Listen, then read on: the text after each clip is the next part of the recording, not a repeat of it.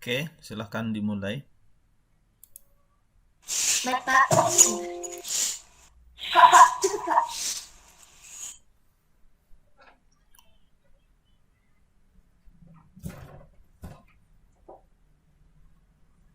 Silahkan buka dulu. Baik Pak.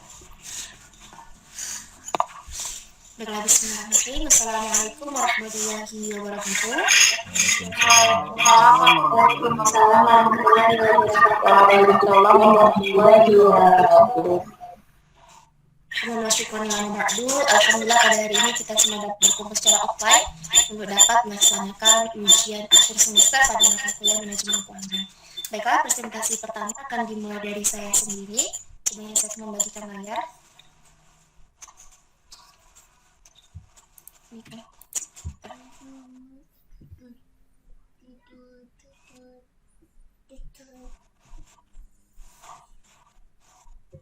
Sebenarnya saya ingin mas tampilan HP yang sudah muncul di HP teman-teman.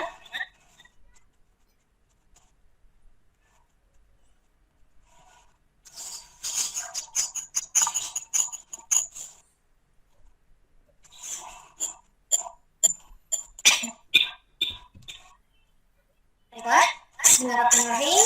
Assalamualaikum warahmatullahi wabarakatuh. Waalaikumsalam.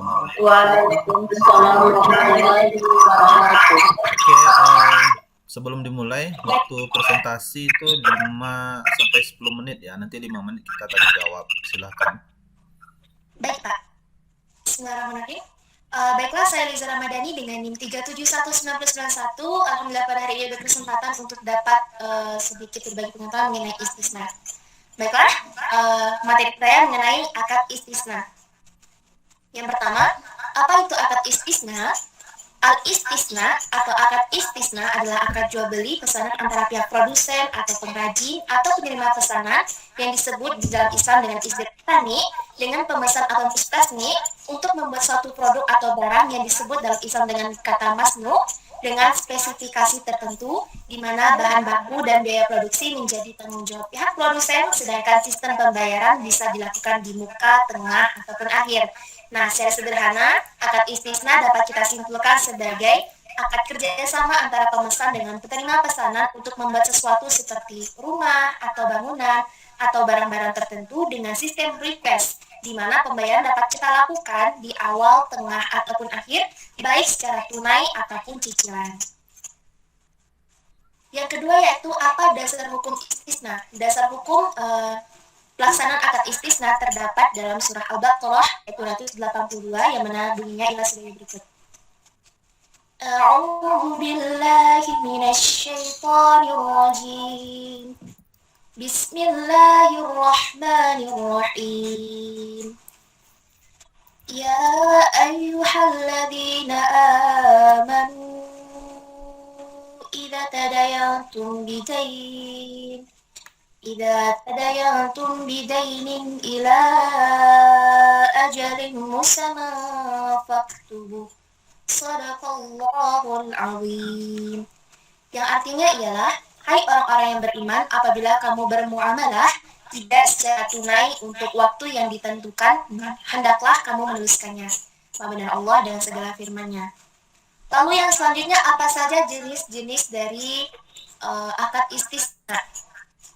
Jenis akad istisna itu ada dua. Yang pertama, istisna biasa, di mana akad istisna seseorang pemesan melakukan pemesanan dengan penerima pesanan untuk membuat sesuatu tanpa perantara. Di sini penerima pesanan memiliki keahlian untuk memenuhi pesanan dari pemesan. Sebagai contoh, seorang pengusaha meminta seorang arsitek untuk dibuatkan sebuah gedung kantor. Nah, di sini arsitek memiliki keahlian untuk membuat sebuah gedung kantor. Kemudian, Sebentar, Liza. iya Pak. Tolong Putri Dewi Mutia siapkan satu pertanyaan setelah ini ya. Nanti sesi tanya jawab langsung ditanya sama Putri Dewi Mutia. Oke, lanjut Liza. Baik. Baik. Lalu yang kedua yaitu adalah istisna paralel, di mana seorang pemesan melakukan pemesanan dengan penerima pesanan untuk membuat sesuatu melalui perantara. Di sini penerima pesanan tidak memiliki keahlian untuk memenuhi pesanan dari pemesan, sehingga ia mencarikan seseorang yang ahli dalam bidang tersebut. Bagi sebuah contoh, Seorang pengusaha mengikuti program, katakanlah nama programnya itu membuat rumah impian dengan cicilan. Nah, ini merupakan program bank. Di sini pengusaha tersebut melakukan transaksi dengan pihak bank. Namun, pihak bank tidak memiliki keahlian untuk membuat rumah. Jadi, pihak bank mencarikan seseorang yang memiliki keahlian untuk dapat membuat rumah tersebut. Jadi, pihak bank bertindak sebagai penghubung atau perantara. Baiklah, lanjut. Materi selanjutnya adalah apa perbedaan antara akad salam dan akad istisna. Perbedaan antara akad salam dan istisna itu ada 4. Yang pertama, objek as-salam selalu barang yang harus diproduksi, seperti menjahit baju atau membuat meja. Sedangkan istisna bisa untuk barang apa saja, baik yang harus diproduksi terlebih dahulu maupun tidak diproduksi terlebih dahulu, seperti rumah tadi atau mesin-mesin. Kemudian yang kedua, harga dalam akad as-salam harus dibayar penuh di muka, sedangkan harga dalam istisna tidak harus dibayar penuh di muka, melainkan dapat juga dengan cicilan, bisa di tengah ataupun di akhir. Kemudian yang ketiga, akad salam tidak dapat diputuskan secara sepihak. Jadi para pelaku dalam akad salam tidak bisa memutuskan sepihak kontrak yang mereka telah jalankan. Sementara dalam istisna akan dapat diputuskan sebelum perusahaan memulai produksi, tentunya dengan alasan-alasan yang masuk akal. Kemudian yang terakhir, yang keempat, waktu penyerahan tertentu merupakan bagian penting dari akad as-salam. Jadi penyerahan barangnya itu seperti misalnya kita mesan baju, tolong dijahit dengan jahitan berikut gini. Kemudian tolong selesai pada tanggal 20, maka pada tanggal 20 itu sudah harus selesai. Sedangkan dalam akad istisna tidak merupakan keharusan. Jika memang belum siap pada tanggal itu, maka bisa diringankan kembali untuk dapat diperpanjang waktunya sehingga produk itu bisa diselesaikan. Namun pembuat pesanan dapat membatalkannya jika ia menginginkannya. Kemudian materi yang selanjutnya itu adalah apa saja yang menjadi rukun dalam akad istisna. Rukun dalam akad istisna itu ada 3. Yang pertama, pelaku akad. Yang pertama, pemesan yang disebut dengan mustasni, dan penerima pesan yang disebut dengan sani. Kemudian yang kedua, objek akadnya yang disebut dengan masnu, tentunya dengan spesifikasi dan harganya. Kemudian yang ketiga, sirhat, yaitu ijab dan qabul. Baiklah, selanjutnya apa saja yang menjadi syarat dalam akad al-istisna ini? Syarat jual beli istisna mengikat setelah masing-masing pihak sepakat atas barang yang dipesan. Jadi ada kontraknya. Jika sudah dibuat kontraknya, orang-orang yang berperan di dalamnya terikat. Yang kedua, jual beli istisna dapat dilakukan pada barang yang bisa dipesan, sesuatu yang dapat dipesan. Oke, Kemudian 2 menit lagi. Ketiga, dalam jual beli istisna, identifikasi dan deskripsi barang yang dijual harus sesuai dengan permintaan pemesan. Keempat, pembayaran dalam jual beli istisna dilakukan pada waktu dan tempat yang telah disepakati. Kemudian selanjutnya, setelah akad jual beli pesanan mengikat, tidak boleh satu tawar-menawar kembali terhadap isi akad yang telah disepakati. Dan yang terakhir, jika objek dari barang pesanan tidak sesuai dengan spesifikasi, maka pesanan dapat menggunakan hak pilihnya, yaitu khiyar, untuk melanjutkan atau membatalkan pesanan. Baiklah, sekian presentasi dari saya. Bagi teman-teman yang ingin mengajukan pertanyaannya, Silahkan Putri Dewi Mutia.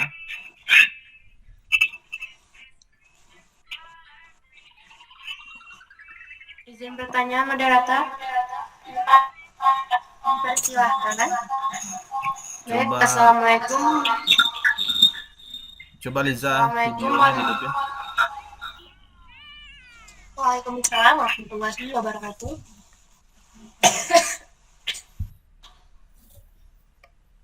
Baik, perkenalkan nama saya Putri Dewi Mutia, NIM 37190996. Ingin bertanya kepada Liza, pada akad istisna metode apa yang digunakan untuk pengakuan pendapatan istisna bagi penjual? Jelaskan. Mohon maaf, apa bisa diulang lagi?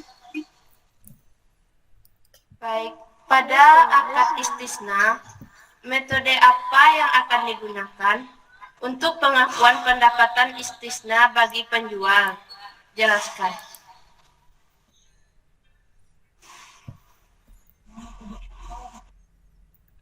Oke, silahkan dijawab. Pertanyaannya kurang jelas, Pak. Bisa tuliskan di...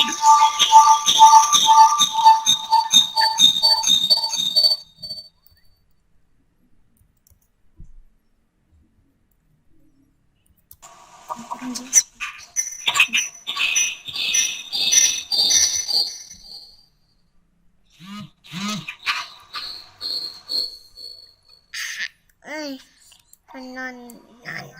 Lihat.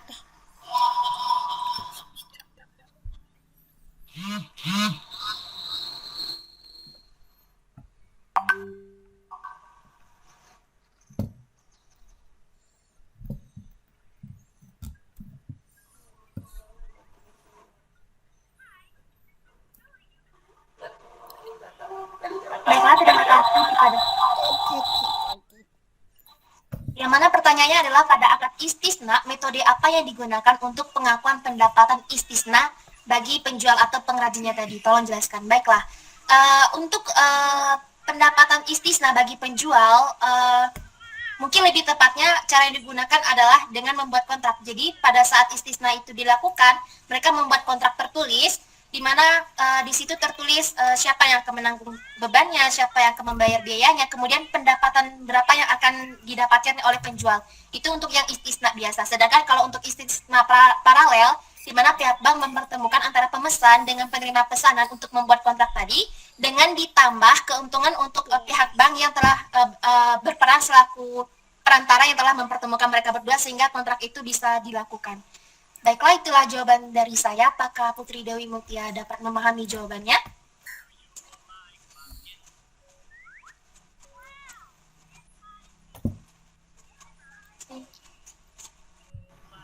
Baik, terima kasih. Saya dapat memahaminya. Oke, selanjutnya siapa lagi? Silahkan langsung. Saya, Pak. Oke. Selanjutnya itu ada Septianasari. Kepada Fani Septianasari dipersilakan untuk dapat mempresentasikan presentasinya. Oke, tutup dulu Liza sesi Anda, baru lanjut ke yang lain. Liza, tutup dulu sesi Anda, baru lanjut ke yang lain. Baik, Pak. Baiklah, terima kasih kepada teman-teman atas perhatiannya. Mohon maaf atas segala kekurangan. Itulah ilmu yang dapat saya bagikan. Kurang lebihnya saya mohon maaf. Saya undur diri. Wabillahi taufiq wal hidayah. Wassalamualaikum warahmatullahi wabarakatuh. Oke, Waalaikumsalam. Oke, sesi kedua Fani yang memberikan pertanyaan. Coba Gina Sonia. Silahkan Fani. Baik, Pak, terima kasih. Bismillahirrahmanirrahim. Assalamualaikum warahmatullahi wabarakatuh. Perkenalkan, nama saya Fani Septianasari, NIM 37191116, akan menyampaikan materi mengenai akad mudharabah.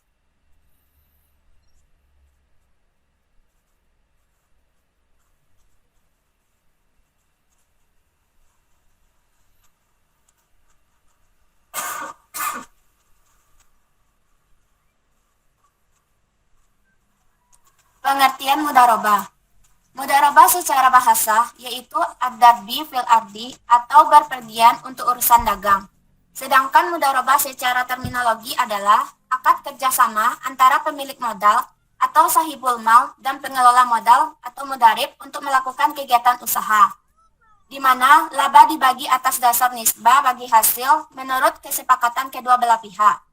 Sedangkan bila terjadi kerugian akan ditanggung oleh pemilik modal kecuali disebabkan oleh miskonduk atau kegagalan oleh pengelola modal. Selanjutnya, karakteristik akad mudharabah. Akad mudharabah mempunyai risiko tinggi karena 1.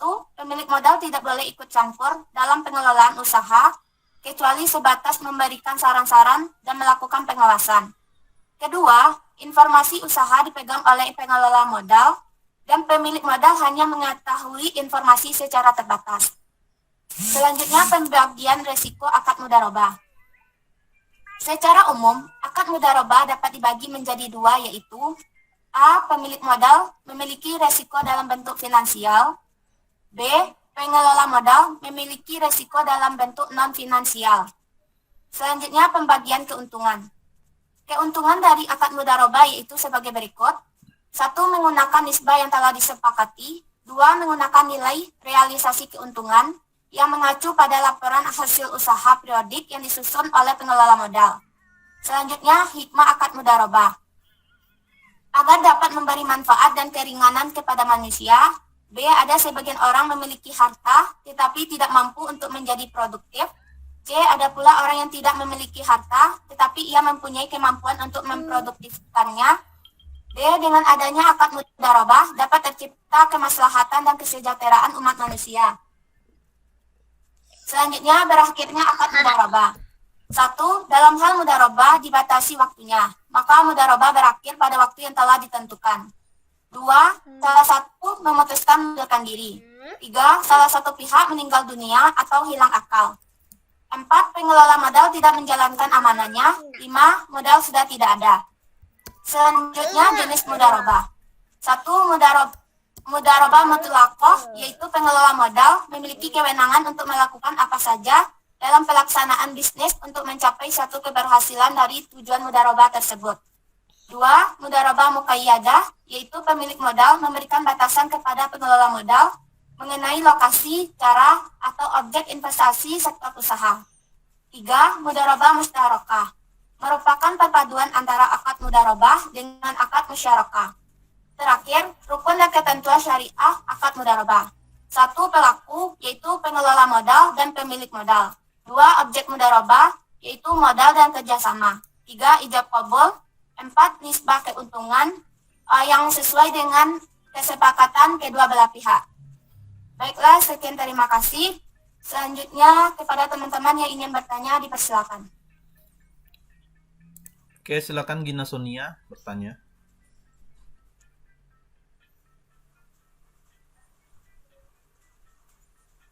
Tidak adakah orangnya?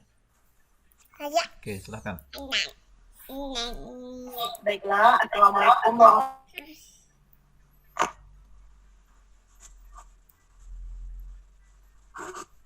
Jadi saya akan mencoba bertanya kepada saudari Fani.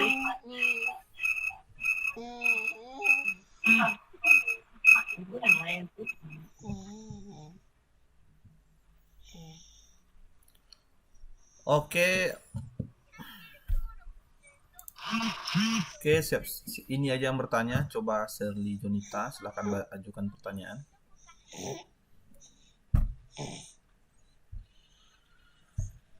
Jadi nanti kalau ada temannya presentasi ya harus siap siapapun saya ajukan pertanyaan gitu kan. Karena nanti bertanya juga ada nilainya ya. Tadi yang bertanya kepada Liza siapa? Sesi pertama. Putri Dewi Mulia, Pak. Oke.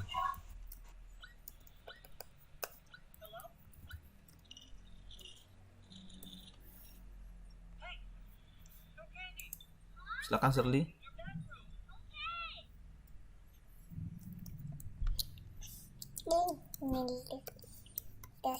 Waktu jalan terus.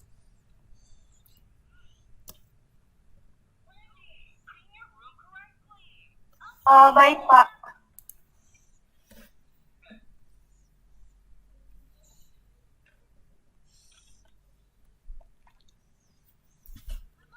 Jadi bagi yang bertanya saya juga akan nilai ya gitu kan. Ada penilaian untuk yang bertanya juga, untuk yang ditanya.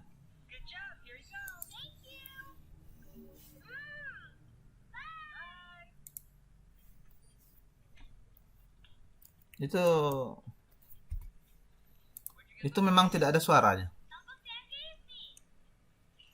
Baiklah, saya akan bertanya kepada Fani. Yang pertanyaannya,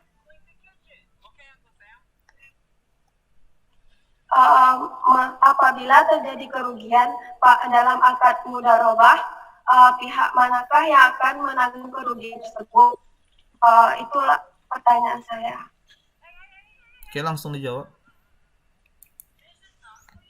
Baiklah, saya akan mencoba menjawab pertanyaan dari saudari Shirley, yang mana pertanyaannya, apabila terjadi kerugian, siapakah yang akan menanggung kerugian tersebut? Dalam akad mudharabah, apabila terjadi kerugian, yang akan menanggung segala kerugiannya yaitu pengelola modal, karena sepatutnya modal tersebut dimiliki 100% oleh pengelola modal tersebut, maka ia yang akan menanggungnya. Baiklah, mungkin sekian jawaban dari saya. Terima kasih. Gimana Shirley? Baiklah, terima kasih kepada Fani. Dapat saya simpulkan yang menjadi kerugian dari akad mudharabah ini adalah pengelola modal. Ya, terima kasih. Oke, silahkan ditutup. Silahkan ditutup. Baiklah, terima kasih kepada saudari Serlin. Sekian presentasi dari saya. Saya sudahi dengan wabillahi taufiq wal hidayah. Wassalamualaikum warahmatullahi wabarakatuh. Waalaikumsalam warahmatullahi wabarakatuh. Siapa lagi berikutnya? Saya, Pak. Silakan. Baik, Pak.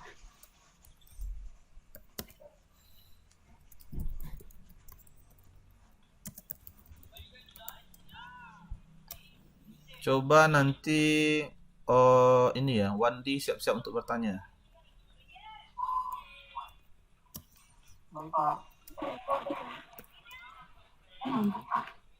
Nampak dulu aku itu.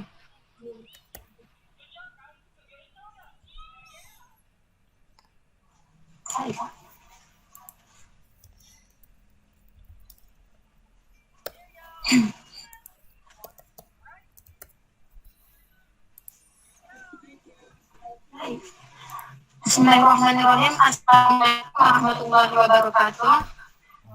Waalaikumsalam warahmatullahi wabarakatuh. Adalah saya Nora dengan NIM 3719089. Alhamdulillah pada hari ini berkesempatan untuk presentasi sebagai bagian akhir semester, yaitu tentang akad murabahah. Sebelumnya, pengertian dari murabahah itu sendiri adalah transaksi penjualan barang dengan menyatakan harga perolehan dan keuntungan atau margin yang disepakati oleh penjual dan pembeli. Dalam akad murabahah ini, pembayarannya adalah secara tunai atau secara tangguh. Adapun perbedaan Screen-nya itu memang nggak bisa dilihat atau memang gitu? Screenshot-nya, apa namanya? PowerPoint-nya?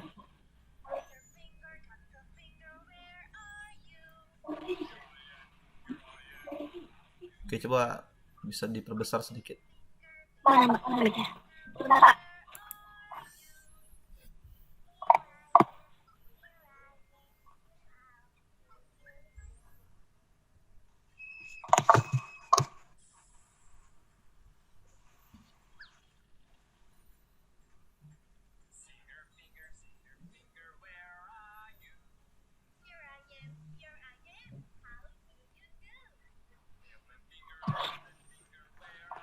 Baik, Pak.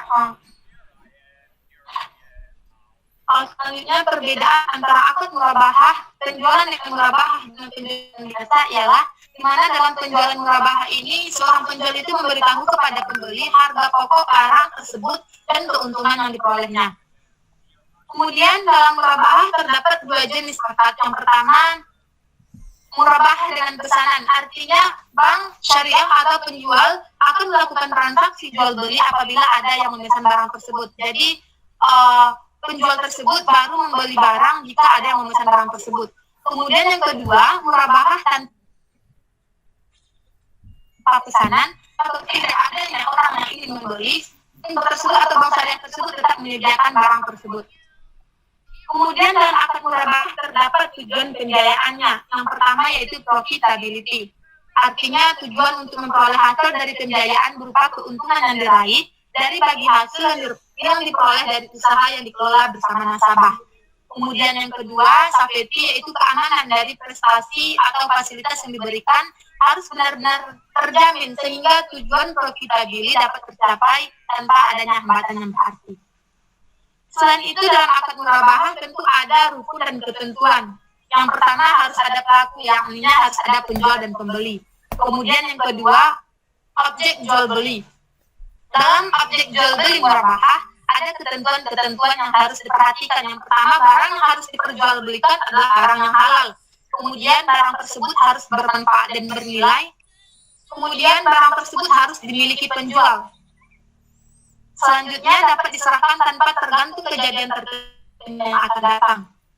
Tidak ada garar atas barang tersebut. Kemudian harga barang yang diperjualbelikan harus jelas.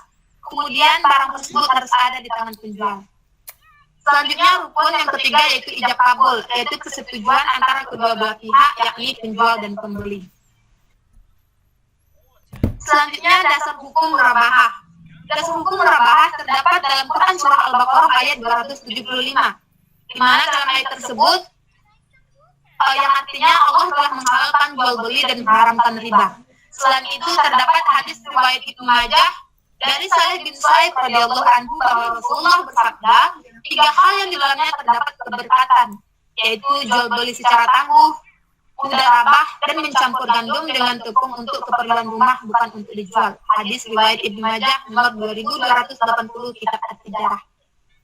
Kemudian selanjutnya itu jenis murabahah. Jenis murabahah ini ada 2, yaitu murabahah secara tunai dan murabahah cicilan atau bersamaan ajal. Murabahah tunai yaitu jual beli barang di mana bank bertindak sebagai penjual sementara nasabah sebagai pembeli. Kemudian murabahah cicilan yaitu jual beli barang di mana harga jual dicantumkan dalam akad jual beli. Sekian, terima kasih. Oke, silahkan yang bertanya. Baik, saya akan bertanya kepada saudari Hesti. Pertanyaannya adalah, jelaskan secara rinci mengenai prinsip pembiayaan murabahah. Baik, saya ulangi lagi. Jelaskan secara rinci mengenai prinsip pembiayaan murabahah. Mungkin cukup sekian.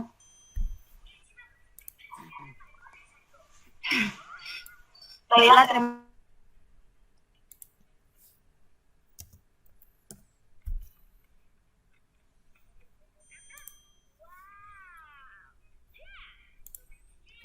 Kenapa nih suaranya?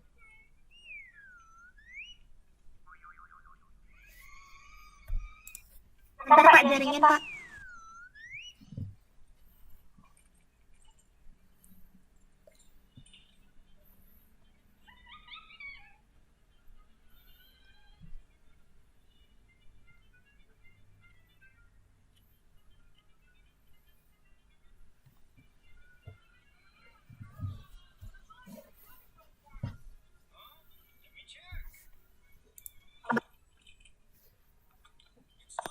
Baiklah, saya akan mencoba menjawab pertanyaan dari saudara Wandi, yaitu tentang prinsip dalam pembiayaan murabahah. Baiklah, yang pertama dalam murabah ini terdapat prinsip yang pertama, dalam pembiayaan murabah dapat digunakan untuk tujuan konsumtif seperti pembelian kendaraan bermotor, pembelian rumah, kemudian alat rumah tangga lainnya. Jadi dalam murabahah ini ada pembiayaan jika melakukan akad murabahah itu bertujuan untuk keperluan konsumtif. Kemudian pembiayaan murabahah diberikan oleh bank kepada nasabah harus dituangkan dalam bentuk perjanjian. Jadi dalam akad murabahah ini harus ada perjanjian yang dibuat secara notaris atau secara di bawah tangan. Kemudian dalam kontrak perjanjian murabahah ini harus tertera jelas bahwa bank menjual objek pembiayaan kepada nasabah. Jadi barang yang diperjualbelikan harus jelas. Kemudian harga dan keuntungan yang diperoleh dari jual beli tersebut juga harus jelas. Sekian yang dapat saya sampaikan. Terima kasih. Baik, terima kasih kepada saudara Hesti yang telah menjawab pertanyaan dari saya. Dapat saya sampaikan prinsip pembiayaan murabahah yang pertama yaitu pembiayaan murabahah dapat digunakan untuk tujuan konsumtif. Yang kedua, pembiayaan murabahah yang diberikan oleh bank kepada nasabah yang dituangkan dalam bentuk perjanjian yang dibuat secara notari atau di bawah tangan. Mungkin itu yang dapat saya simpulkan. Terima kasih. Oke, silakan ditutup. Baik, terima kasih. Terima kasih diucapkan kepada saudara Wandi.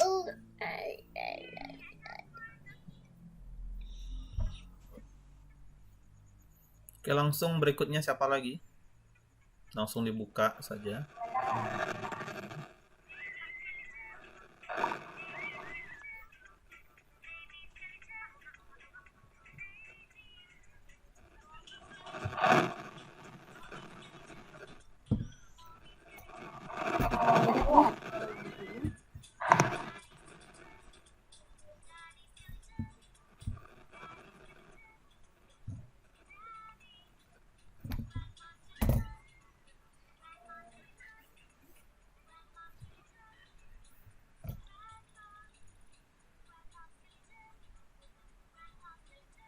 Silakan lihat, Pak. Ya, silakan. Langsung saja, cepat saja dimulai. Assalamualaikum warahmatullahi wabarakatuh. Waalaikumsalam. Waalaikumsalam warahmatullahi wabarakatuh.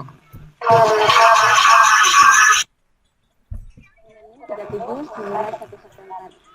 Di sini saya akan menyampaikan materi terkait apa itu riba. Secara bahasa, kata riba berasal dari kata roba yang artinya bertambah atau tumbuh. Menurut istilah syarak, ketentuan yaitu riba yaitu ketentuan mengambilkan secara berlebih atas suatu barang atau uang yang dipinjam dalam tengah waktu tertentu yang ditetapkan oleh satu pihak yang diuntungkan kepada pihak lain yang merasa diuntungkan atau dirugikan. Secara sederhana, menurut Yusuf Qaradawi, setiap pinjaman yang di dalamnya mensyaratkan penambahan itu adalah riba. Mengenai hukum riba itu sudah dijelaskan di dalam surah Quran, surah Al-Baqarah ayat 275, yang mana artinya orang-orang yang makan atau mengambil riba tidak dapat berdiri melainkan seperti berdiri orang yang kemasukan syaitan lantaran tekanan penyakit gila. Dan mereka yang demikian itu disebabkan mereka berkata atau berterlambat sesungguhnya jual beli itu sama dengan riba. Padahal Allah telah menghalalkan jual beli dan mengharamkan riba. Orang-orang yang telah sampai kepadanya larangan dari Tuhannya lalu terus berhenti dari mengambil riba, maka baginya apa yang telah diambilnya dahulu sebelum datang larangan dan urusannya terserah kepada Allah. Orang yang kembali mengambil riba, maka orang itu adalah penghuni neraka, mereka kekal di dalamnya. Jadi di sini hukum dari riba itu ialah haram. Secara umum riba terbagi menjadi dua. Yang pertama riba dain, yang kedua riba bai. Riba dain ini adalah riba yang terdapat dalam akad utang, piutang atau kredit barang seperti pinjam uang dan jual beli tidak tunai.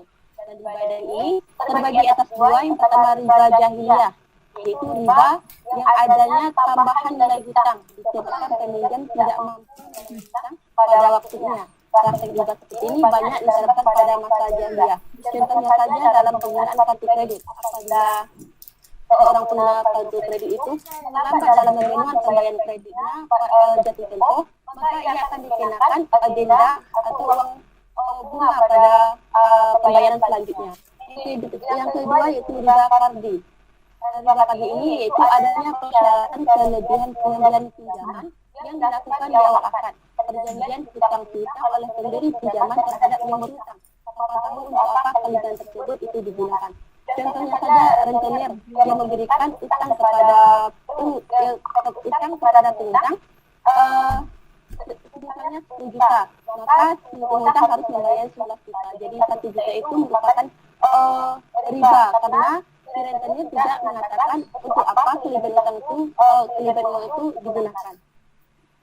Kedua itu riba bai, yaitu riba yang terdapat dalam jual beli. Yang riba bai ini terbagi dua, yaitu riba fadli. Riba fadli yaitu riba yang diperoleh dari kelebihan ketika melakukan kegiatan tukar menukar benda-benda sejenis, namun ukurannya tidak sama rata. Contohnya saja dalam pertukaran emas. Si A menukarkan emasnya seberat 10 gram emas dengan 12 karat. Dengan pertukaran 11 gram emas dengan 10 karat. Karena itu tidaklah boleh, karena itu juga mengandung unsur riba karena tidak ada keseimbangan di antara keduanya. Yang kedua itu riba nasiah. Itu riba yang diperoleh dari tambahan yang diisyaratkan oleh orang yang menghutangi kepada orang yang berutang sebagai imbalan atas penangguhan atau penundaan pembayaran utangnya. Contohnya saja dalam pembelian tas secara kredit.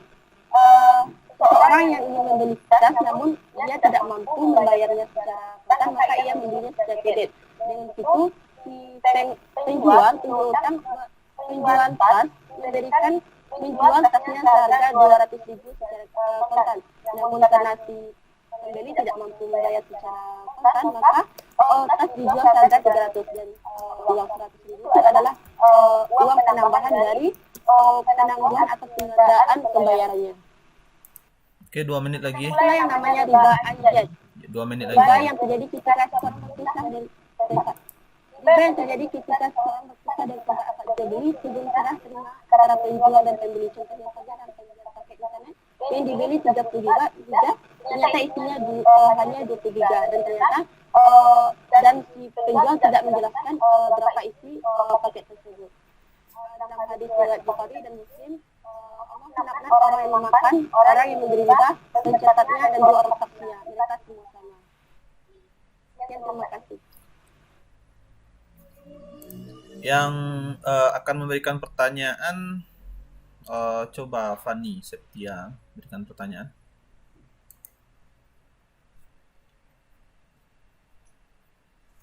Baiklah, perkenalkan nama saya Fani Septianasari, NIM 371916, akan mencoba bertanya kepada saudari Mili, kenapa orang yang memberikan riba, mencatatnya dan sanksinya juga termasuk melakukan riba. Baiklah, sekian, terima kasih.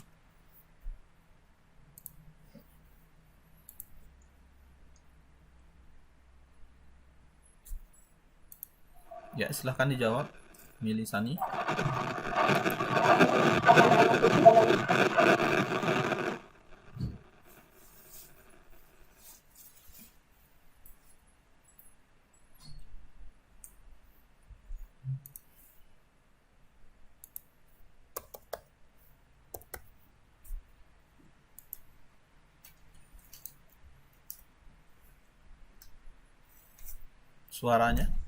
Suaranya langsung dijawab cepat saja.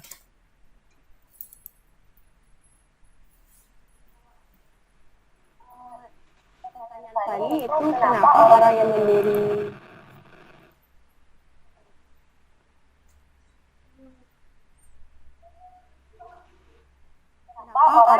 riba, pencatatnya dan saksinya itu termasuk masuk riba karena mereka sama saja mendukung kegiatan riba itu karena riba itu adalah hal yang sudah Allah larang dan Allah sangat melaknat orang-orang yang melakukan riba, pencatatnya serta saksinya.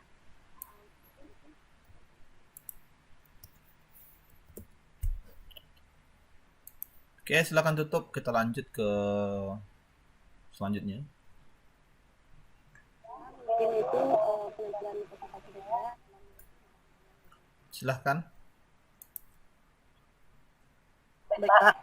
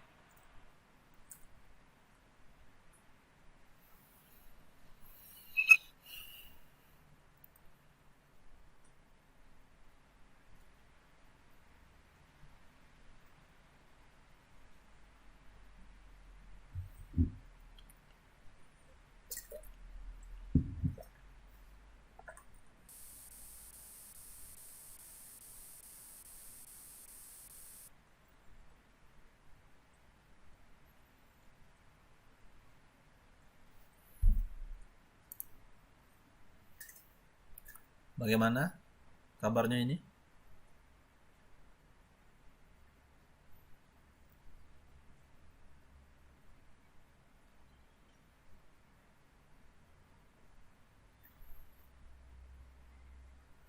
Oke, kita skip dulu Gina, lanjut ke yang berikutnya. Siapa lagi yang berikutnya?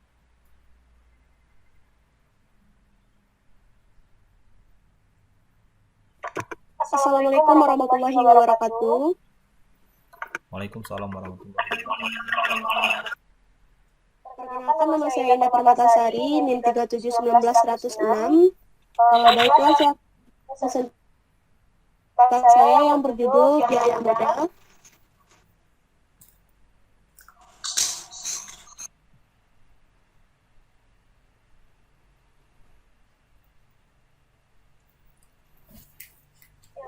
Yang pertama, biaya modal. Apa itu biaya modal? Biaya modal adalah biaya yang harus dikeluarkan oleh perusahaan untuk memperoleh dana, baik yang berasal dari hutang, saham preferen, saham biasa, dan laba ditahan untuk mendanai suatu investasi atau operasional perusahaan. Penentuan besarnya biaya modal ini juga dimaksudkan untuk mengetahui berapa besarnya biaya yang perusahaan untuk memperoleh dana yang dibutuhkan. Yang kedua, tujuan biaya modal. Tujuan biaya modal yaitu perusahaan dapat mengetahui seberapa banyak biaya yang harus dikeluarkan untuk mendanai investasi dan mendanai biaya operasional perusahaan. Yang kedua, memaksimalkan nilai perusahaan dengan cara meminimumkan biaya modal, biaya yang dikeluarkan oleh perusahaan. Yang ketiga, mempermudah penentuan keputusan penting seperti leasing dan modal kerja lainnya yang dilakukan oleh perusahaan. Yang ketiga, yaitu jenis biaya modal. Biaya modal secara individu. Biaya modal ini terdiri dari biaya modal utang perniagaan, biaya modal dari utang jangka pendek, biaya dari utang wesel, biaya modal dari obligasi, biaya modal laba ditahan, dan biaya modal dari saham preferen. Yang kedua yaitu biaya modal secara keseluruhan. Jika perusahaan menggunakan beberapa sumber modal, maka biaya modal yang dihitung adalah biaya modal rata-rata tertimbang dari seluruh modal yang digunakan, atau bisa disebut dengan WACC atau Weighted Average Cost of Capital. Yang selanjutnya, contoh biaya modal. Nah, contoh biaya modal, misalnya asumsikan perusahaan XYZ yang baru dibentuk perlu mengumpulkan modal sebesar 1,5 juta US dollar agar dapat membeli kantor dan peralatan yang diperlukan untuk menjalankan bisnisnya. Perusahaan memperoleh 800 US dollar pertama dengan menjual saham. Pemegang saham menuntut pengembalian sebesar 5% atas investasi mereka, sehingga biaya ekuitas adalah 5%. Nah, perusahaan XYZ kemudian menjual 700 obligasi. Nah, selanjutnya perusahaan XYZ menjual 700 obligasi secara 1.000 US dollar masing-masing untuk meningkatkan saja modal 700.000 US dollar. Individu yang membeli obligasi tersebut mengharapkan pengembalian 10%, jadi biaya utang perusahaan XYZ adalah 10%. Nilai perusahaan total perusahaan XYZ dihitung sebagai 800.000 US dollar ekuitas dan 700.000 US dollar utang, dan sama dengan 1,5 juta US dollar. Dan tarif pajak perusahaan adalah 25%. Biaya modal rata-rata tertimbang dapat dihitung dengan menggunakan rumus yang seperti di bawah ini, yaitu WACC sama dengan 800.000 US dollar dibagi 1.500 US dollar dikali 0,05 ditambah 700.000 US dollar dibagi 1.500.000 US dollar dikali 0,10 ditambah 1,025 sama dengan 0,038 dan sama dengan 3,8%. Rata-rata tertimbang cost of capital perusahaan ada XYZ adalah jadinya 3,8%.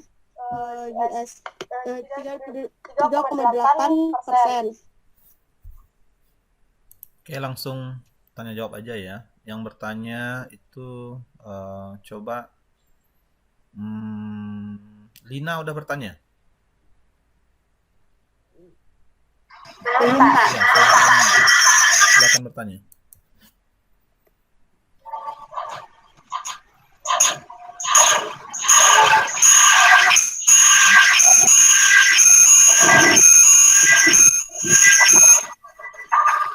Saya Nana 3719-113 akan bertanya kepada Indah.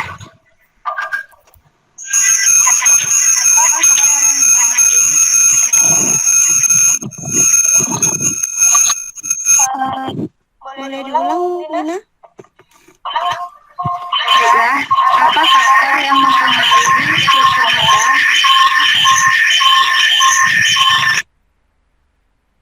Baiklah, faktor yang mempengaruhi struktur modal sendiri yaitu yang pertama tingkat bunga, stabilitas earning, yang lalu susunan aktiva, yang lalu resiko kadar resiko aktiva atau besar jumlah modal yang dibutuhkan, lalu keadaan pasar modal. Sekian dari jawaban saya. Terima kasih atas pertanyaannya. Apakah Nina memahami?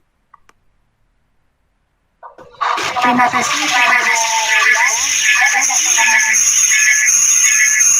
Oke, Terima kasih. Sekian dari hasil presentasi saya. Terima kasih. Assalamualaikum warahmatullahi wabarakatuh. Waalaikumsalam warahmatullahi wabarakatuh. Jadi gini ya, ini sebetulnya kan saya nunggu-nunggu kan materi kayak Indah nih ya, sama yang di awal-awal lah. Beberapa materi di awal itu kan banyak di materi khusus ya.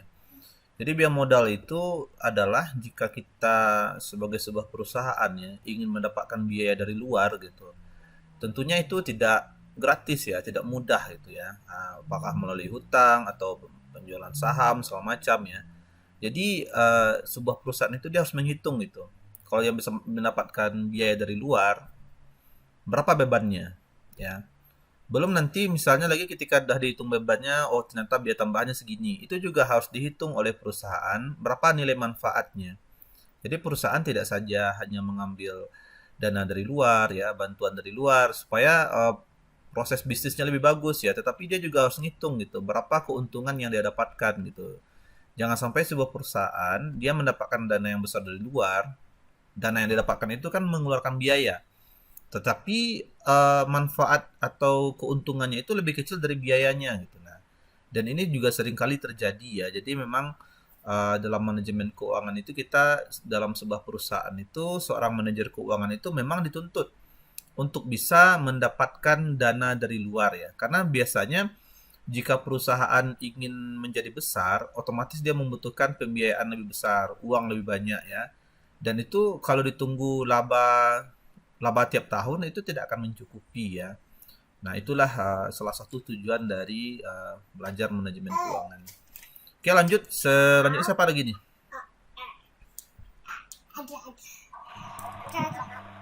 Siapa? Ya, suaranya dikeraskan. Silahkan. Kayaknya hujan nih. Silahkan. Ya. Assalamualaikum warahmatullahi wabarakatuh. Saya Mudara Rahmana, NIM 3791111. Di sini saya akan mempresentasikan tentang manajemen kas dan surat berharga.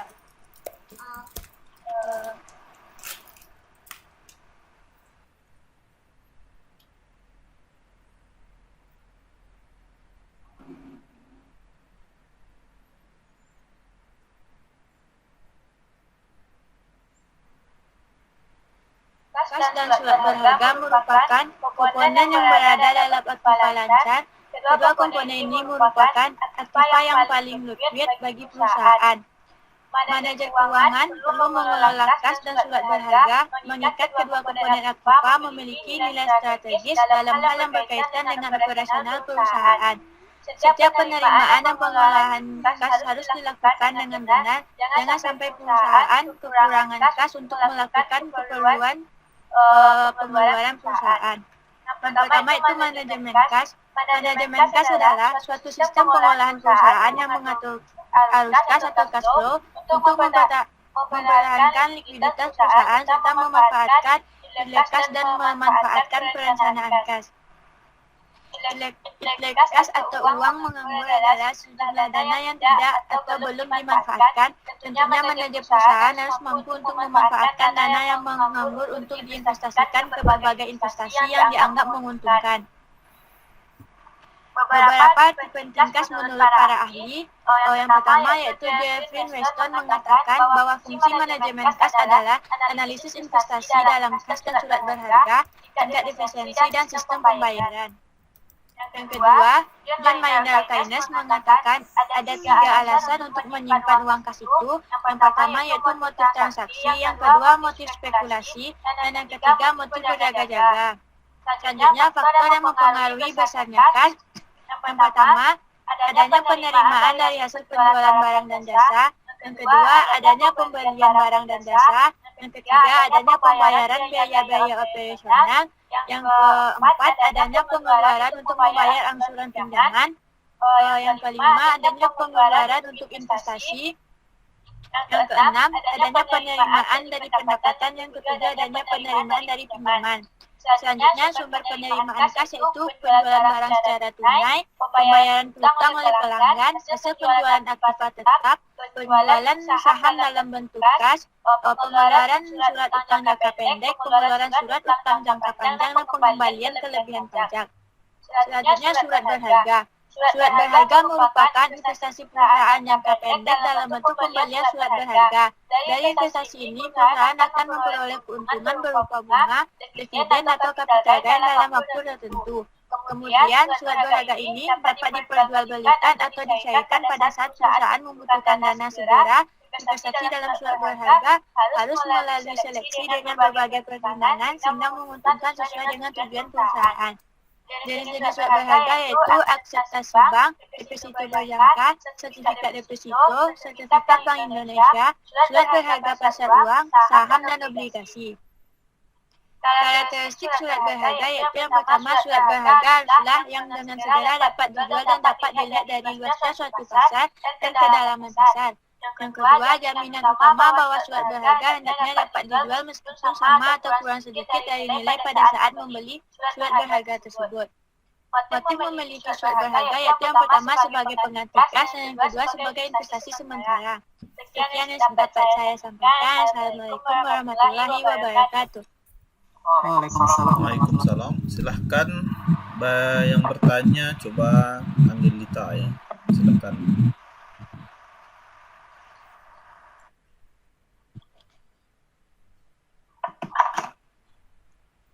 Ada Engel?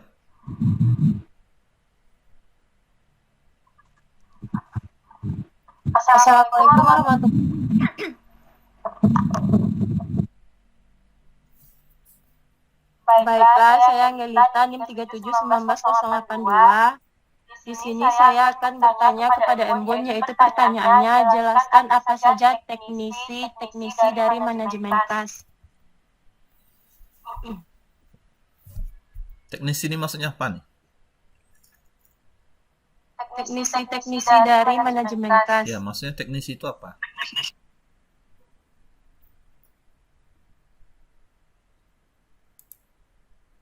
Cara-caranya, Pak. Teknis. Iya. Iya, Pak. Ya, gimana cara teknisnya siapa Embun dalam misalnya kita ingin mendapatkan surat berharga, mengambilnya gitu kan. Misalnya kita ingin surat berharga di tempat lain, mau investasi di sana. Silakan. Baiklah, saya benar-benar mencoba Angelita bagaimana teknik-teknik dari manajemen kas yaitu yang pertama pada teknik manajemen kas terdiri dari mensinkronkan arus kas, menggunakan SWOT, mempercepat pengumpulan, menentukan di mana dan kapan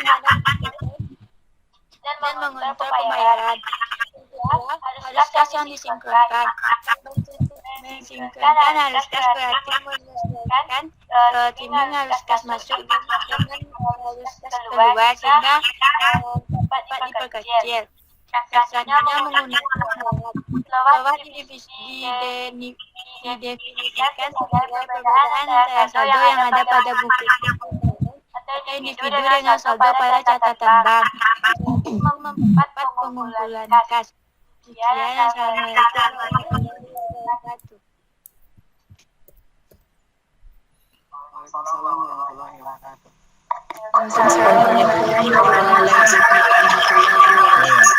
Baiklah, siapa lagi? Saya, Pak. Ya, lanjut.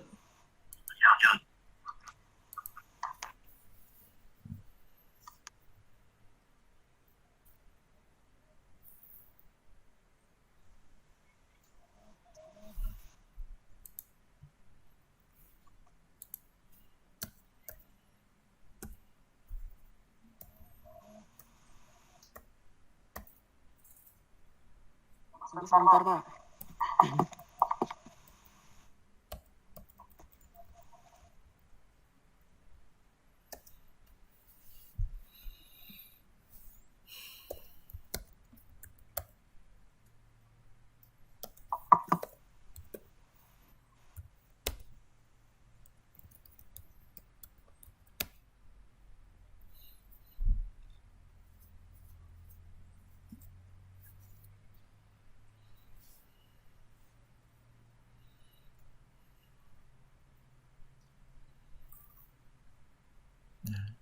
Baik, Assalamualaikum warahmatullahi wabarakatuh. Perkenalkan, nama saya Honi Setiawan, NIM 371900.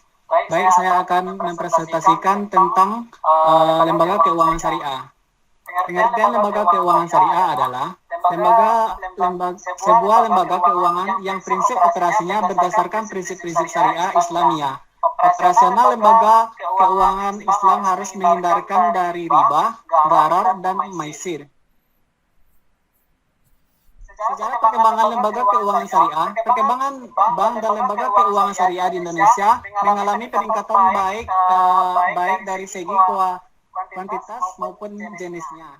Perbankan syariah yang mulai beroperasi di Indonesia pada tahun 1992 dengan berdirinya Bank Muamalat dan disusul dengan asuransi Syariah Tafakul yang didirikan pada tahun 1994. Selanjutnya, lembaga keuangan syariah tersebut bisa dikatakan menjadi pionir tumbuhnya bisnis syariah di Indonesia. Selanjutnya, fungsi sistem lembaga keuangan syariah. Yang pertama, fungsi tabungan. Yang kedua, fungsi kekayaan. Yang ketiga, fungsi likuiditas. Yang keempat, fungsi kredit. Yang kelima, fungsi resiko. Yang keenam, fungsi kebijakan. Selanjutnya, macam-macam lembaga keuangan syariah. Lembaga terdiri atas dua, yaitu lembaga bank dan lembaga non-bank. Lembaga bank adalah lembaga keuangan yang kegiatan utamanya menyalurkan jasa dalam pembayaran dan peredaran uang serta pemberian kredit. Istilah banyak yang berasal dari kata bansa, memiliki arti sebuah meja yang menggunakan penukaran uang di pasar. Adapun fungsinya adalah satu, tempat menyimpan uang. Yang kedua, bank berfungsi sebagai pembeli dan penyalur kredit. Yang ketiga, bank juga bertindak sebagai penghubung antar nasabah pada saat melakukan transaksi. Selanjutnya, lembaga non-bank. Lembaga non-bank adalah lembaga keuangan yang fungsi dasarnya sebagai pengumpul dan penyalur dana, digunakan untuk menunjang perkembangan pasar uang dan pasar modal. Adapun fungsinya adalah yang pertama menghimpun dana, yang kedua memberi kredit, yang ketiga menjadi perantara bagi perusahaan. Dan selanjutnya, contoh lembaga keuangan bank dan non-bank. Lembaga keuangan bank terdiri atas bank sentral, bank umum, bank kreditan syariah.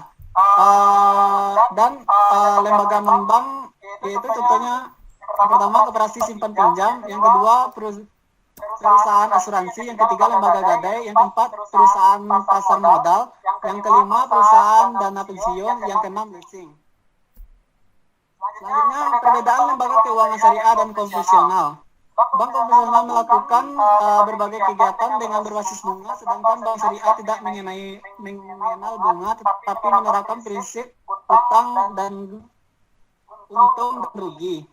Dalam menjalankan kegiatan pembiayaan, bank syariah juga menerapkan prinsip jual beli aset atau murabaha. Dari kegiatan jual beli ini, keuntungan bisa didapatkan. Mungkin ini itu.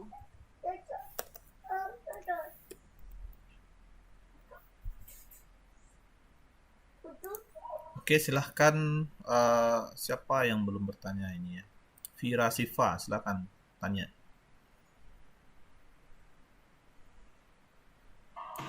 Baik, Assalamualaikum warahmatullahi wabarakatuh.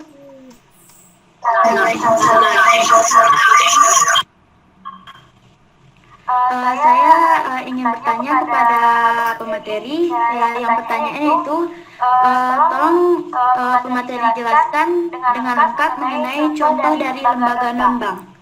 Sekian, terima kasih. Assalamualaikum warahmatullahi wabarakatuh.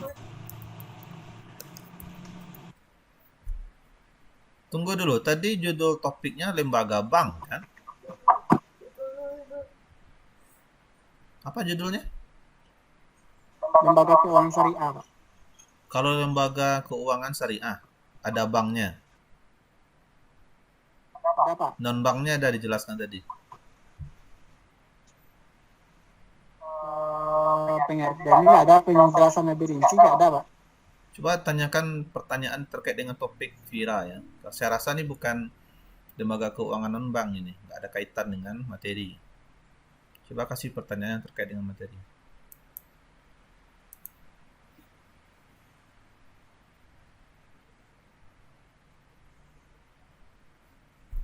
Jadi buat Nanda yang lain, tolong dalam memberikan pertanyaan itu kita sesuaikan dengan topik ya. Topik yang diajukan oleh pemateri, jangan melenceng ya. Kalau misalnya tidak sesuai dengan topik yang diberikan pemateri, mungkin pemateri tidak akan bisa menjawabnya dengan baik.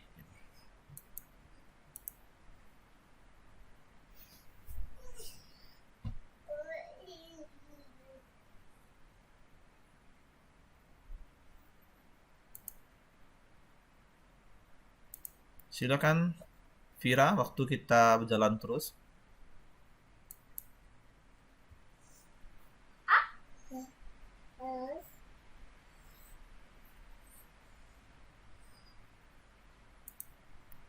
Vira, Pak, udah makan? sebentar Pak. Hah? Sebentar. Udah makan belum? Belum Pak. Sebentar Pak.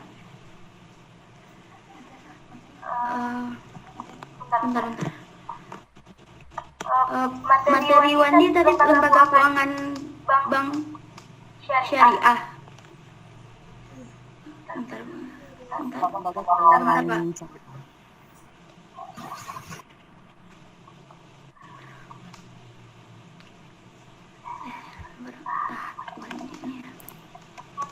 Oke, Wandi, tutup saja.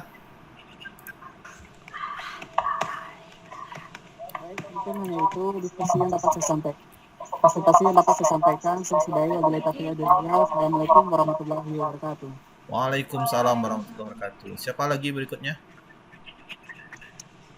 Saya Pak. Oke, semuanya saya minta ya, yang belum memberikan pertanyaan itu akan memberikan pertanyaan. Tolong fokus dengan materinya ya. Karena saya acak saja memberikan pertanyaannya. Bagi yang sudah memberikan pertanyaan ya mungkin bolehlah agak santai ya. Silahkan. Assalamualaikum warahmatullahi wabarakatuh. Waalaikumsalam.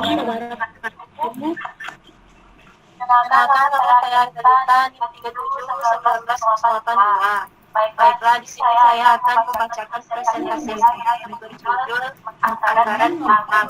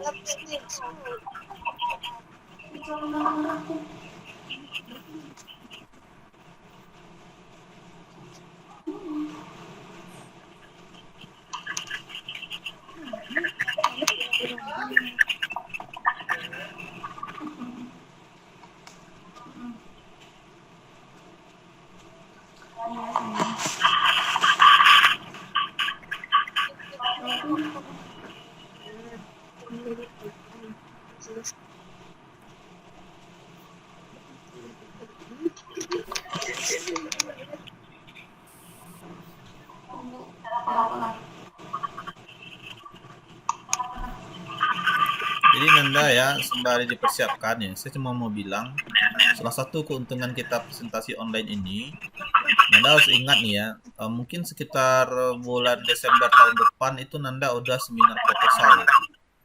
Nah, seminar proposal bisa jadi online, bisa jadi offline ya. Jadi kita harus siapkan hal-hal seperti ini ya. Jadi nanti kalau pas waktu kejadian seminar langsungnya tidak ada lagi salah-salah atau lambat-lambat. Oke, silahkan.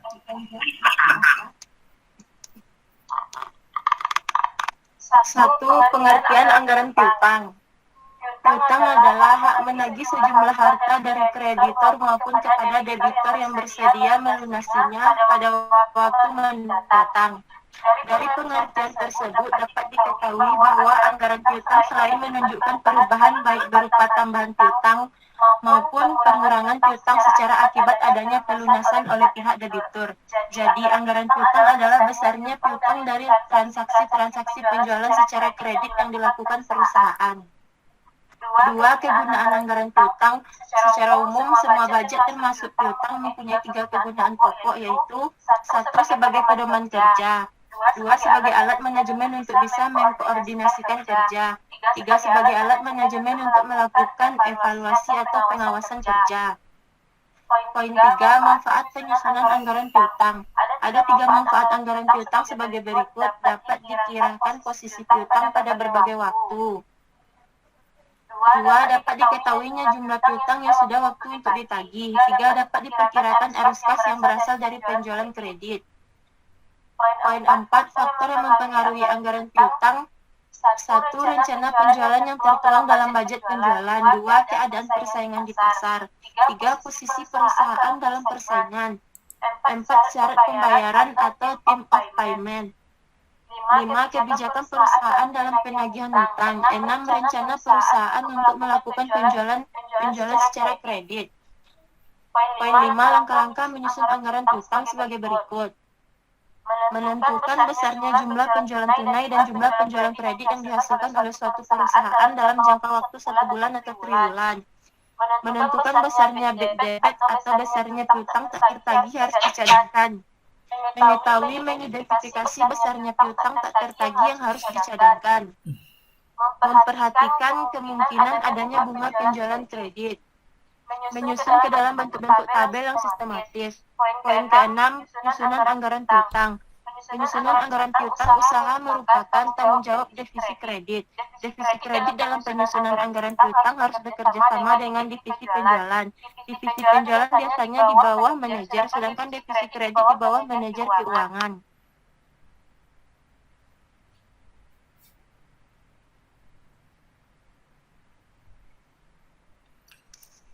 Baiklah, hanya itu presentasi dari saya. Oke, coba Liza Ramadhani berikan pertanyaan. Ada orangnya? Tidak ada. Saya Pak, saya keluar Pak, sinyalnya buruk. Oke, Saya pakai nicknya Hesti Pak. silakan. Liza ya. Bisa?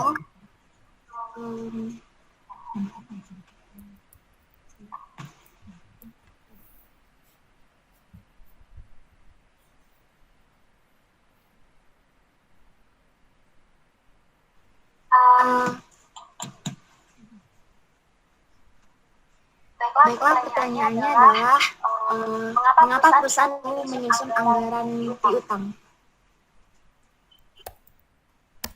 Baiklah, saya akan menjawab pertanyaan dari Liza, yaitu mengapa perusahaan perlu menyusun anggaran piutang.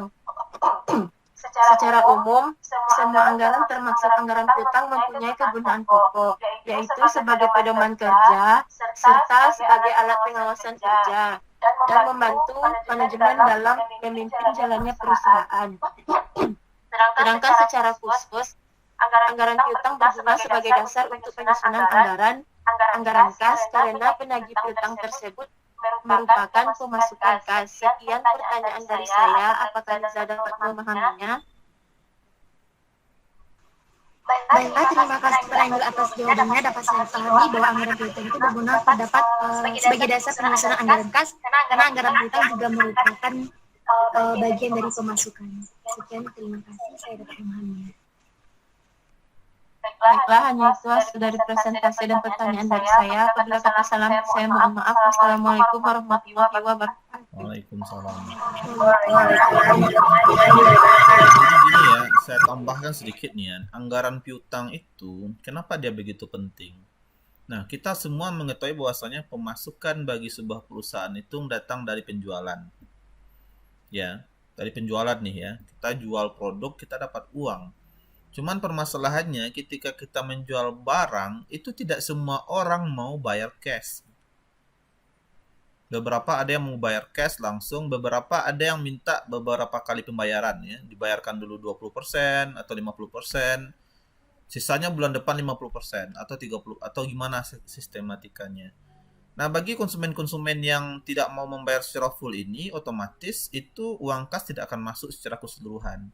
Ada beberapa uang yang akan masuk bulan depan atau 2 bulan lagi. Nah, itu kita sebut statusnya sebagai piutang. Nah, piutang ini juga bisa menjadi sebuah ibarat pisau bermata dua ya. Dia menguntungkan, kenapa? Karena kalau kita memberikan kesempatan pembelian yang bertahap atau secara piutang, itu maka penjualan kita akan meningkat, ya. Karena mayoritas itu sangat jarang ya, konsumen yang mau bayar cash ya. Tetapi kalau tidak dikelola dengan baik gitu, karena terkadang konsumen kita itu hanya mau dibayar setengah, setelah itu nggak dibayar lagi gitu kan. Ini sering terjadi. Justru karena hal ini perusahaan bisa menjadi rugi. Makanya betul tadi yang disebutkan itu, bahwasanya piutang di bulan ini itu akan menjadi kas di bulan berikutnya. Maka dia kaitannya akan sangat kuat sekali. Nah, ini saya bisa jelaskan dengan baik karena saya juga mengampu mata kuliah anggaran. Nanti di anggaran kita akan belajar detail itu. Bagaimana kita mengelola proses bisnis dalam sebuah perusahaan. Presentasi yang cukup bagus ya. Menurut saya cukup singkat dan lumayan. Oke, siapa lagi berikutnya? Siapa? Silakan.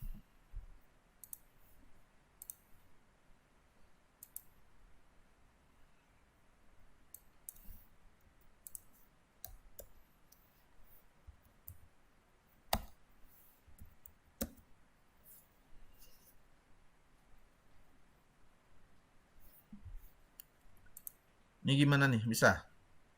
Oke, lanjut.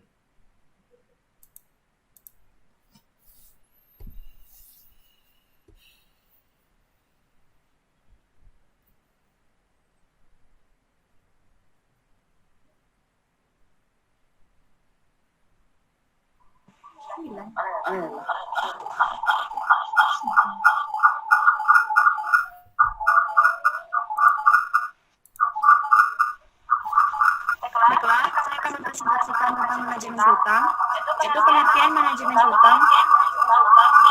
Salah satu cara perusahaan untuk meningkatkan keuntungan adalah melalui penjualan kredit. Penjualan kredit tersebut tentu harus diatur melalui manajemen hutang. Hutang adalah tagihan kepada pihak lain yang masih akan datang karena terjadinya transaksi di masa lalu.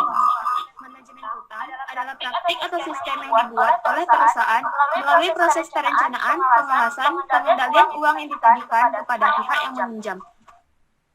Adapun fungsi dari manajemen hutang itu yang pertama, perencanaan, yaitu perencanaan anggaran atau pos apa saja yang menggunakan pembayaran kredit. Yang kedua, pengorganisasian, yaitu menciptakan kebijakan atau prosedur penagihan piutang agar berjalan dengan efektif. Yang ketiga, penerapan atau pengarahan, yaitu menerapkan kebijakan atau aturan yang telah dibuat sehingga perusahaan mampu mengetahui mana piutang tertagih dan yang tidak tertagih. Yang keempat itu pengawasan, perusahaan mampu mengevaluasi kebijakan piutang yang telah dijalankan. Apakah pengelolaan piutang efektif atau justru merugikan? Tujuan dari manajemen piutang yaitu untuk menurunkan periode pengukulan, yaitu jumlah hari antara jasa yang diberikan dan waktu pembayaran dengan menurunkan jumlah piutang. Pengendalian piutang. Untuk mengendalikan piutang secara ketat perlu dilaksanakan penyaringan langganan, kenaikan risiko, penentuan potongan, pelaksanaan administrasi yang berhubungan dengan penarikan kredit atau penetapan ketentuan-ketentuan dalam menghadapi penunggak. Kebijakan dari manajemen piutang. Ada beberapa langkah yang dilakukan untuk menetapkan manajemen piutang, yaitu sebagai berikut. Yang pertama, analisis standar kredit. Yang kedua, persyaratan kredit. Yang ketiga, kebijakan penagihan. Yang keempat, pengendalian pihak ketiga. Pada analisis standar kredit, merupakan kualitas minimal yang digunakan untuk menilai apakah peminjam layak diberikan kredit atau pinjaman. Yang pada persyaratan kredit meliputi ketentuan-ketentuan yang dibuat perusahaan dalam mengelola piutangnya. Kebijakan penagihan, utang sangat didasari oleh kebijakan kredit yang telah disepakati, misalnya jumlah pinjaman yang diterima, periode kredit, dan persyaratan khusus.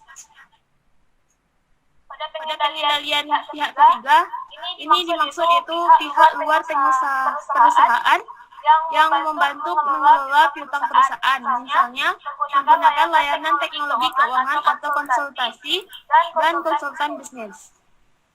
Sekian, terima kasih. Oke, baiklah. Siapa yang belum bertanya lagi? Milisani udah bertanya? Saya, Pak. Udah, Mili, udah bertanya? Belum, Pak. Ya, silahkan.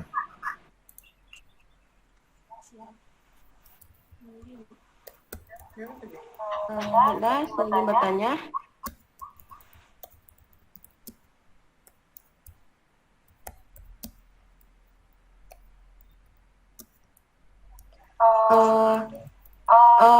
Coba apa saja metode pembayaran piutang penjualan yang biasa diterapkan perusahaan?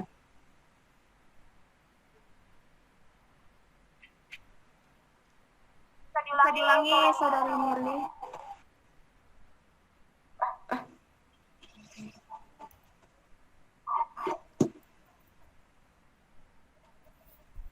Maaf Pak, yang ini Pak,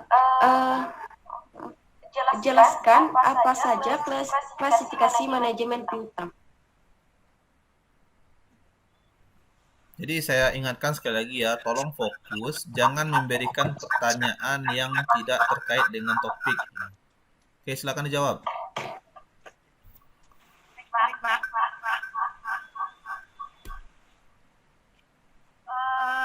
Baiklah, saya akan minta pertanyaan dari Saudari Mili. Tapi yang pertanyaannya adalah jelaskan klasifikasi manajemen piutang. Yaitu ada 3. Yaitu yang pertama, piutang dagang. Adalah jumlah piutang dari pelanggan yang terjadi karena penjualan barang atau jasa, yang umumnya piutang dagang ini memiliki jangka waktu pelunasan antara 30 sampai 60 hari. Kedua yaitu piutang wesel merupakan surat pernyataan yang berhutang atau janji pelunasan secara tertulis. Jasa tagi biasanya memberi jangka waktu 60 sampai 90 hari. Ketiga yaitu piutang lainnya meliputi piutang yang berasal dari bukan pelanggan, contohnya piutang bunga, piutang karyawan, piutang dividen, piutang dan piutang pemegang saham. Sekian, terima kasih. Gimana? Mili? Saya terima kasih. Oke, baiklah. Jadi tolong fokus ya semuanya, terutama yang belum bertanya, fokus. Karena Anda akan bertanya. Ya. Selanjutnya, siapa lagi? Saya, Pak. Silahkan.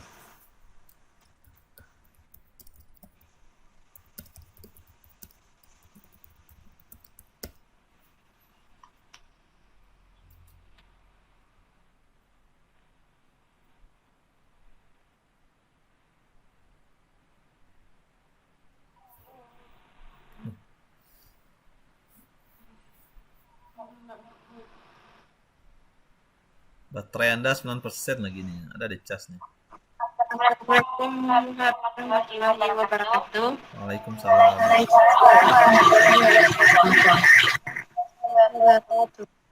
Saya akan presentasikan yaitu anggaran perubahan aktifat tetap. Pertama, pengertian anggaran aktifat tetap. Anggaran perubahan aktifat tetap ialah anggaran yang merencanakan secara sistematis dan lebih terperinci tentang perubahan-perubahan aktifat tetap dari waktu ke waktu selama periode tertentu yang akan datang. Adapun perubahan-perubahan aktifat tersebut antara lain, yang pertama, pembelian aktifat tetap yang baru, seperti misalnya pembelian mesin untuk menambah mesin-mesin lama yang sudah ada. Yang kedua, pembuatan aktifat tetap baru seperti membangun sendiri gedung baru untuk menambah gedung lama yang sudah ada. Yang ketiga, penambahan aktifat tetap yang lama dengan aktifat tetap yang baru atau dengan komponen-komponen aktifat tetap yang baru, di mana tambahan aktifat tetap yang baru tersebut menjadi satu bagian yang tak terpisahkan dengan aktifat tetap yang lama yang bersangkutan. Keempat, perbaikan berat aktiva tetap lama yang sudah ada. Kelima, penjualan aktiva tetap yang lama. Yang keenam, penurunan nilai aktiva tetap dalam bentuk depresiasi. Yang B, yang kedua, kegunaan anggaran perubahan aktiva tetap. Secara umum, semua anggaran termasuk anggaran perubahan aktiva tetap mempunyai 3 kegunaan pokok, yaitu sebagai pedoman kerja, sebagai alat mengkoordinasi kerja, serta sebagai alat pengawasan kerja yang membantu manajemen dalam memimpin jalannya perusahaan. Secara khusus, anggaran perubahan aktiva tetap adalah sebagai dasar untuk penyusunan anggaran kas, karena perubahan aktiva tetap tersebut akan mempengaruhi kas. Ketiga, faktor-faktor yang mempengaruhi penyusunan anggaran perubahan aktiva tetap. Yang pertama, budget unit yang akan diproduksikan. Kedua, kondisi aktiva tetap lama yang sudah ada. Ketiga, terjadinya modal yang dimiliki perusahaan. Keempat, perkembangan teknologi, terutama yang berhubungan dengan mesin-mesin dan peralatan produksi. Kelima, umur ekonomis aktiva tetap lama yang sudah ada. Keenam, metode depresiasi yang dipakai oleh perusahaan. D. Bentuk anggaran perubahan aktiva tetap. Bagi anggaran perubahan aktiva tetap, tidak ada sesuatu bentuk standar yang harus dipergunakan. Berarti bahwa masing-masing perusahaan mempunyai kebebasan untuk menentukan bentuk serta formatnya sesuai dengan keadaan perusahaan masing-masing. Sekian presentasi saya. Oke, silakan Indah bertanya.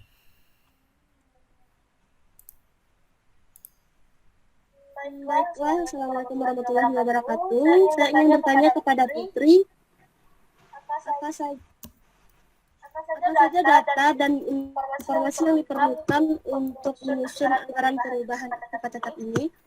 Terima kasih.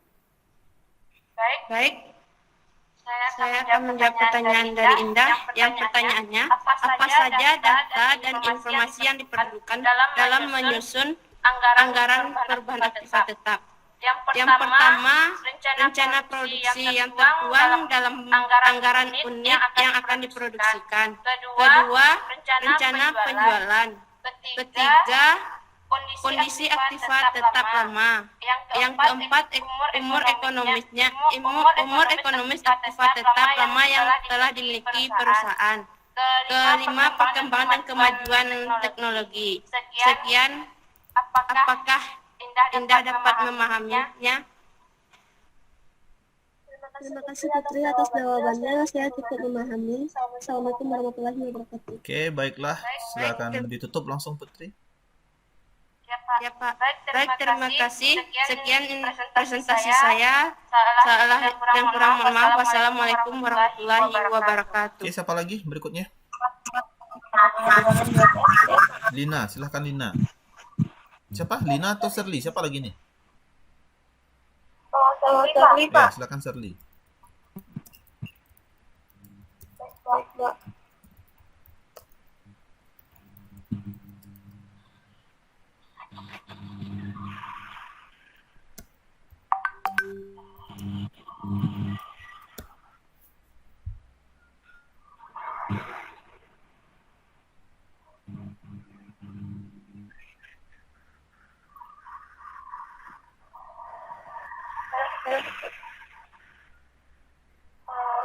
Bismillahirrahmanirrahim. Assalamualaikum warahmatullahi wabarakatuh. Waalaikumsalam warahmatullahi wabarakatuh. Waalaikumsalam warahmatullahi wabarakatuh. Baiklah, saya seperti cerita dengan Tiga 1913. Saya akan menyampaikan materi saya yang berkisah tentang angka. Ada 3 hal penting dalam anggaran kas, yaitu yang pertama pengertian anggaran kas, yang kedua informasi yang dibutuhkan untuk menyusun anggaran kas, dan yang ketiga yaitu langkah-langkah penyusunan anggaran kas atau bagaimana cara penyusunan anggaran kas. Nah, Sekarang yang berisi perkiraan cash flow perusahaan. Bisa itu cash flow, harus cash inflow, harus cash masuk, maupun cash outflow, atau harus cash keluar perusahaan untuk periode yang akan datang. Sehingga kita harus mengetahui terlebih dahulu apa macam-macam dari cash inflow dan cash outflow tersebut. Yang pertama, sumber atau macam-macam dari cash inflow atau penerimaan cash. Yang pertama yaitu penjualan tunai. Penjualan tunai itu maksudnya perusahaan menjual barangnya kemudian langsung mendapatkan bayaran. Hal ini dinamakan penjualan tunai. Kedua itu kumpulan secara kredit. Perusahaan menjual barang secara kredit nanti setelah tempo akan mendapatkan bayaran. Nah inilah ya pada saat itulah terjadi mendapatkan penerimaan atau kas masuk dari pengumpulan piutang tersebut. Ketiga yaitu mendapatkan bunga. Jika perusahaan memindahkan dana ke perusahaan lain, hal ini bertujuan untuk mendapatkan tambahan kak bunga. Yang keempat itu pendapatan investasi. Misalnya perusahaan berinvestasi setiapnya mendapatkan pendapatan yaitu bisa. Kelima, penerimaan pinjaman. Misalnya perusahaan kita pinjam dana kepada perusahaan lain dan pada saat itulah kita akan mendapatkan penerimaan kas. Keenam yaitu penjualan aktiva tetap. Ketujuh penambahan ekuitas dan kedelapan yaitu laba perusahaan. Sedangkan sumber dari outflow atau pengeluaran kas, perusahaan mengeluarkan kas untuk membayar gaji, memberikan bahan baku atau aktiva tetap, pembayaran pajak dan pembayaran hutang atau bunga. Selanjutnya info yang dibutuhkan dalam anggaran kas ini. Info yang dibutuhkan dalam anggaran kas ini sangatlah simpel, yaitu terdiri dari dua perkiraan. Yang pertama perkiraan cash inflow dan kedua cash outflow perusahaan. Nah, bagaimana cara melakukan penyusunan anggaran kas ini? Terdiri dari 6 langkah. Yang pertama, menyusun anggaran penagihan kas. Jika perusahaan memiliki penjualan barang secara kredit, maka akan muncul anggaran penagihan kas. Yang perlu diingat dalam poin ini yaitu yang penjualannya secara kredit. Namun, jika secara tunai tidak perlu penagihan hutang. Langkah kedua yaitu Oke, 2 menit lagi. Langkah ketiga yaitu menyusun anggaran keluar dan keempat menyusun anggaran sementara. Mengapa sementara kita melihat perkiraan antara apabila terjadi defisit, maka kita harus melakukan suatu pada defisit tersebut. Satunya dengan melakukan pengaman. Maka harus dilakukan skema pembayaran langkah aman.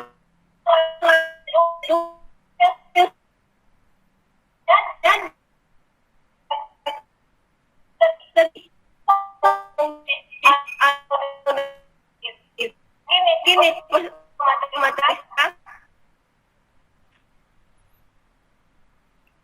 Oke, kita ngejawab aja langsung. Silahkan. Siapa yang belum bertanya? Saya Pak. Oke, silahkan.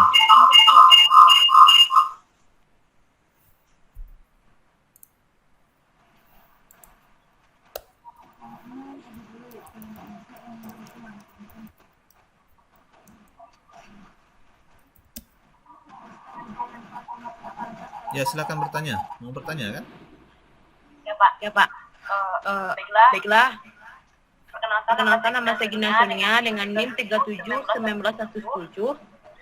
Saya akan bertanya kepada Saudari Serli. Jelaskan tujuan dan manfaat penyusunan anggaran kas bagi perusahaan. Hanya itu dari saya. Assalamualaikum warahmatullahi wabarakatuh. Waalaikumsalam warahmatullahi wabarakatuh. Baiklah, langsung saya jawab yang pertanyaan dari saudara Isna. Yang pertanyaannya, jelaskan tujuan dan manfaat dari penyusunan anggaran kas ini. Terdiri, baiklah yang pertama tujuan penyusunan anggaran kas. Terdiri dari 6 tujuan. Yang pertama, menunjukkan proyeksi kas masuk, dan kedua, proyeksi kas keluar. Ketiga, menunjukkan kebutuhan kas. Keempat, status kas apabila surplus atau plus minus. Kelima, besarnya kebutuhan pinjaman, menunjukkan besarnya kebutuhan pinjaman, dan keenam yaitu posisi saldo di kas awal dan kas akhir. Nah, yang selanjutnya manfaat dari penyusunan anggaran kas. Ada 3 manfaat dari penyusunan anggaran kas ini. Yang pertama, sebagai dasar untuk mencapai target dan mengurangi Oke, saya rasa udah cukup jelas itu ya. Ya, sebetulnya enggak. Dan kedua yaitu Udah. untuk mengkoordinasi kegiatan perusahaan. Oke, udah ya. Sekian. Kalau misalnya nanti kita ini sebuah tips bagi Anda ya. Kalau misalnya ada sebuah pertanyaan-pertanyaan sifatnya tujuan segala macam ya. Kedepannya kalau kita menguasai materi itu sebetulnya kita tidak perlu menyebutkan sampai 6, 10 ya. Biasanya hal-hal yang esensial itu palingan hanya 2 atau 3 ya. Jelaskan apa 2 yang paling penting ya. 3 hal paling penting gitu. Karena ya, nah ini tips buat semua ya. Nanti kalau misalnya kita ada ujian segala macam. Jadi cari 3 hal utama ya. Kalau bisa 2, kalau bisa 1 aja gitu kan. Cuman 1 poin yang kita sampaikan itu tuh betul-betul bisa mencakup semuanya gitu ya. Itu salah satu tips untuk presentasi, apalagi kalau presentasi kita online ya. Oke, baiklah, selanjutnya giliran siapa lagi? Saya, Pak. Oke, silahkan.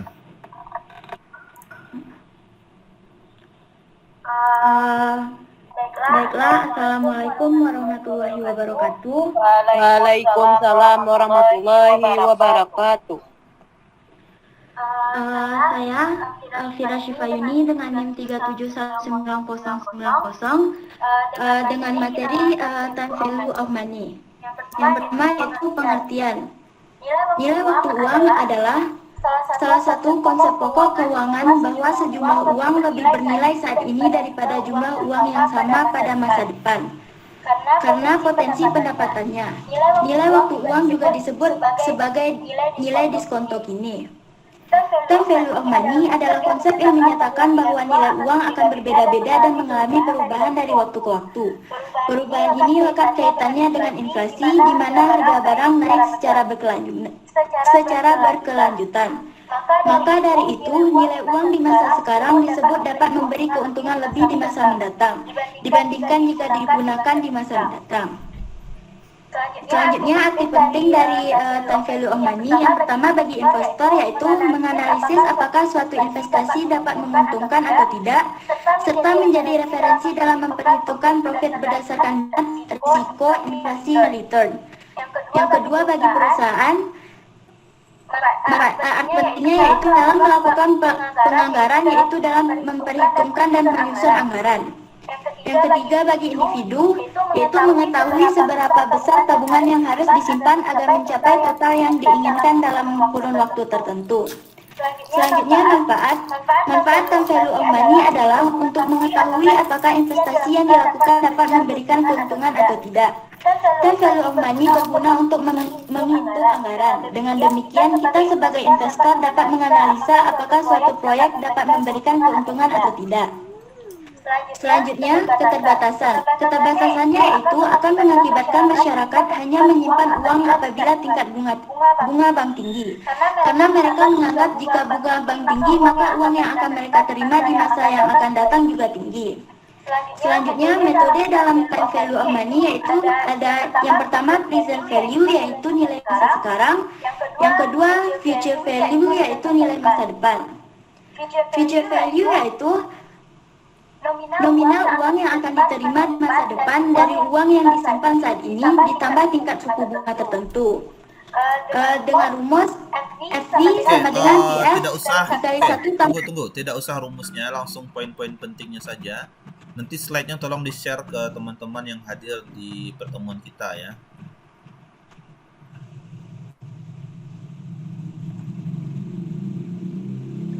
Oke, silahkan dilanjutkan. Baik, yang kedua yaitu present value, yaitu nilai masa sekarang, yaitu nilai uang sekarang merupakan nilai nominal sejumlah uang yang dimiliki saat ini dan dapat digunakan guna meraih jumlah uang yang lebih besar pada masa depan. Baiklah, sekian presentasi dari saya. Apakah ada teman yang ingin bertanya? Oke, siapa lagi yang belum bertanya? Silahkan. Lydia dulu. Baik, Assalamualaikum warahmatullahi wabarakatuh. Saya akan bertanya kepada Firoshita Yuni. Yang pertanyaannya yaitu, jelaskan apa saja faktor yang mempengaruhi nilai waktu dari uang. Sekian. Baiklah, saya akan menjawab pertanyaan dari saudari Lydia, yaitu ada beberapa faktor yang dapat mempengaruhi nilai mata uang suatu negara, di antaranya yang pertama inflasi, yaitu kenaikan gaji pasti sangat disukai semua orang, namun tidak untuk kenaikan harga barang dan tarif jasa yang justru sangat dibenci. Sebuah negara dengan tingkat inflasi yang lebih rendah dari negara lain akan mengapresiasi nilai mata uangnya. Yang kedua, suku bunga. Perubahan suku bunga akan mempengaruhi nilai mata uang sebuah negara yang pada umumnya terhadap dolar. Tarif perdagangan mata uang atau forex, suku bunga dan inflasi semuanya sangat berhubungan. Kenaikan tingkat suku bunga menyebabkan mata uang suatu negara terapresiasi. Hal ini dikarenakan suku bunga yang lebih tinggi memberikan tarif yang tinggi untuk pemberi pinjaman, sehingga menarik modal asing secara berlebihan yang menyebabkan kenaikan tarif tukar mata uang tersebut. Yang ketiga, stabilitas politik. Udah. Nah, tutup. Silakan. Baiklah, sekian presentasi dari saya. Salah dan janggal saya mohon maaf. Assalamualaikum warahmatullahi wabarakatuh. Oke, jadi saya ingin tambahkan sedikit terkait time value of money ya. Satu kesimpulan paling dasar dari time value of money adalah jangan menyimpan uang kertas. Ya. Uang kertas itu nilainya akan semakin turun setiap waktu. Nah, itu kata kuncinya. Bahkan banyak pengusaha yang bilang uang kertas itu atau uang di tabungan itu tuh sampah semuanya. Kenapa? Karena nilai uang itu akan turun terus. Anda punya tabungan 1 juta sekarang Anda punya uang tabungan 1 juta sekarang, itu setahun lagi di rekening bank Anda itu nilainya akan turun terus. Ya, makanya saya bilang pengusaha paling kaya sekalipun itu palingan jumlah uang cash atau uang dalam bentuk tabungan itu hanya paling banyak 10%. Ya, mayoritas pasti uangnya itu diinvestasikan dalam bentuk saham atau dalam bentuk emas ya. Emas tahu ya? Emas naik terus tuh nilainya. Saham bisa naik juga atau dibelikan tanah ya, atau dibelikan bangunan ya. Karena nilai uang kertas itu akan selalu turun. Berapa harga bakwan sekarang nih? Nah, 1.000. Masa ya 1.000? Harga berapa? 1.000. Oke. 5 tahun yang lalu ketika Anda SMA berapa harga bakwan? 500, Nah, Pak. makanya ini yang saya maksudkan di kelas juga udah saya bahas ya. Uang kertas itu rusak, Saudara ya. Kalau orang yang ngerti mekanisme uang itu kan, dia tidak akan mau menabung di bank. Tapi dia akan menyimpan hartanya dalam bentuk aset yang berbeda. Ini juga buat ibu-ibu ya. Makanya saya di kelas saya sering bilang ya, ibu-ibu suka beli emas kan? Suka nyimpan emas kan? Nah, nanti jika 5 tahun lagi kita perlu uang, nah emas yang kita jual itu harganya juga naik gitu. Sebagai contoh, saat ini harga emas itu satu emas itu sekitar 1 jutaan. Ya. 2 tahun yang lalu, 3 tahun yang lalu itu harga emas itu 600.000. Kebayang? Kalau misalnya 3 tahun yang lalu saya punya tabungan di bank 600.000, saat ini tabungan saya juga 600.000. Palingan bunga-bunga atau bagi hasilnya itu nggak nyampe nambahnya 100.000. Tapi kalau saya nyimpan emas, saat ini harga emas udah 1 juta. Jadi harga emas ini menyesuaikan dengan nilai tukar barang gitu ya. Jadi itu sebetulnya itu yang saya tekankan dari pembelajaran time value of money ya. Jadi kenapa kita menghitung nilai uang di masa depan? Jadi ada nanti kalau Anda belajar studi kelayakan bisnis, ini paling penting menilai future value itu. Jadi kita hitung berapa perkiraan laba kita di masa depan gitu. Jangan nanti laba kita 5 tahun lagi kita punya proyek, 5 tahun lagi kita dapat dananya, ternyata itu nggak menghasilkan laba sama sekali gitu ya. Kalau kita bandingkan nilai masa sekarang dengan nilai masa depan. Oke, presentasi terakhir, silahkan. Siapa yang presentasi terakhir? Yang ke-14? Ya, Pak. Silakan.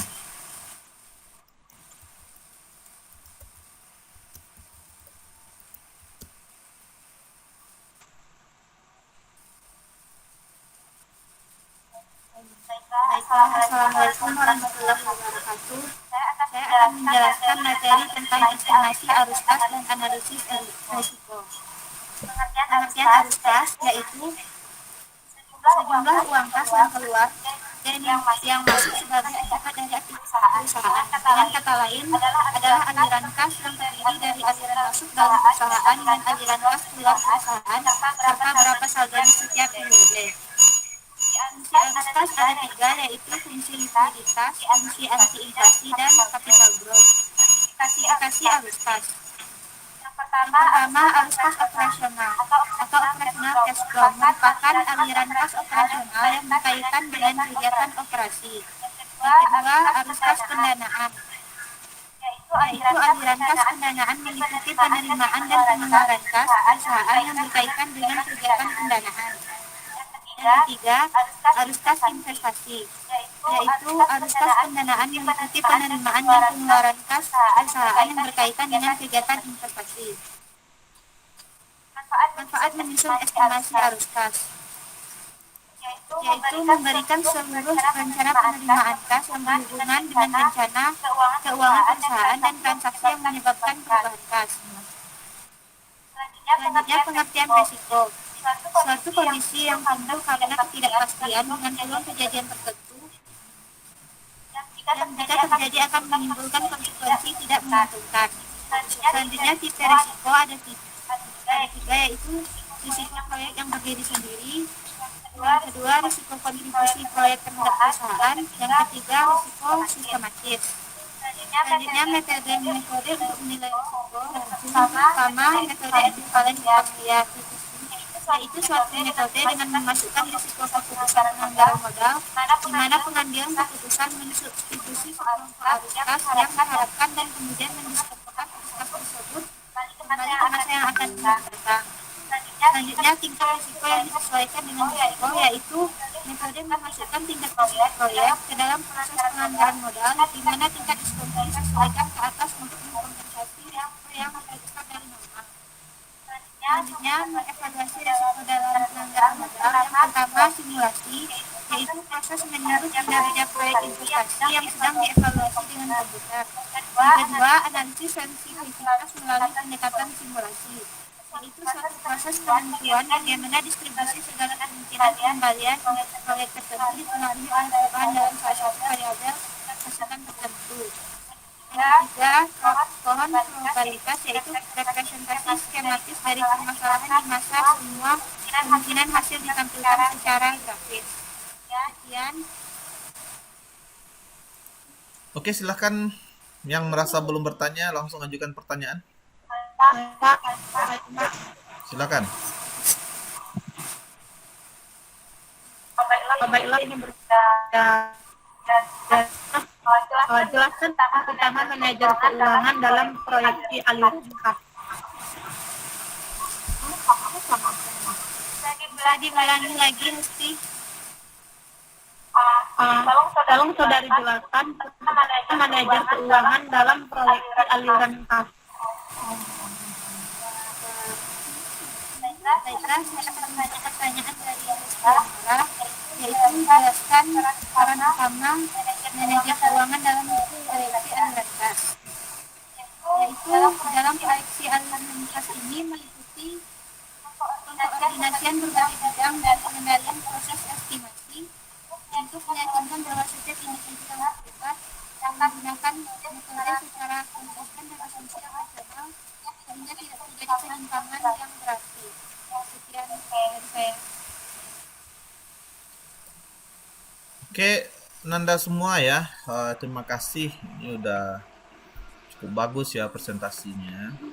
Pak, saya belum, Pak. Nggak apa-apa, nanti aja lah. Nggak masalah tuh, kan saya udah baca tuh. Pak. Kenapa? Saya sudah siap, Pak.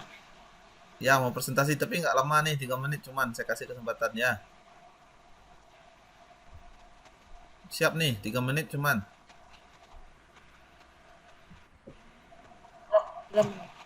Baik, Pak. Oke, silakan.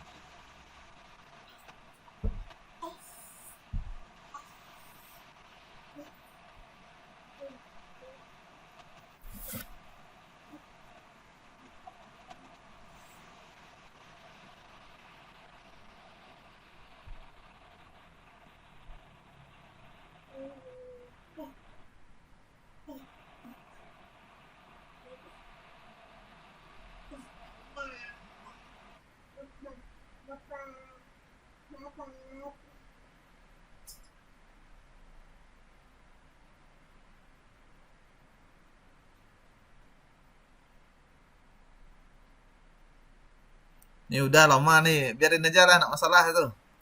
Saya mau nutup lagi nih, nggak usah lah kalau lama ya. Coba cancel aja ya, karena di room ini semuanya udah pasti dapat nilai A ya. Itu udah saya janjikan. Cuman ranknya aja yang beda-beda ya. Coba tutup ininya, slide-nya. Ya, bisa ada yang adminnya siapa nih? Tolong full screenin lagi nih kita semua.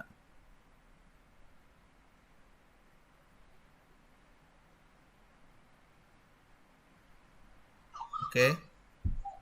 Mana Siva nih? Siva siapa? Ah ya. Gini ya. Oke, saya ini aja dulu ya. Saya tutup dulu presentasi ini. Setelah ini jangan keluar dulu karena ada yang mau saya sampaikan ya. Oke. Kita tutup presentasi kita kali ini. Alhamdulillah semuanya berjalan cukup lancar ya. Assalamualaikum warahmatullahi wabarakatuh. Waalaikumsalam warahmatullahi wabarakatuh.